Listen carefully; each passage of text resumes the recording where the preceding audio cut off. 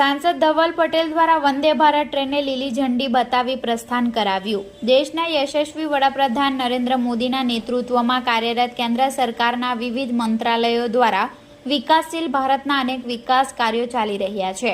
લોકસભાના દંડક વલસાડ ડાંગના સાંસદ ધવલ પટેલ દ્વારા રેલવે વિભાગને સ્પર્શતા અગત્યના પ્રશ્નો અંગે કેન્દ્રીય રેલ મંત્રી અશ્વિની વૈષ્ણવને વખતોવખત લેખિત રજૂઆતો અને અથાગ પ્રયત્નો થકી Vande Bharat train Valsad railway station ખાતે સ્ટોપેજ આપવા અંગેનો મહત્વપૂર્ણ નિર્ણય કરવામાં આવ્યો હતો।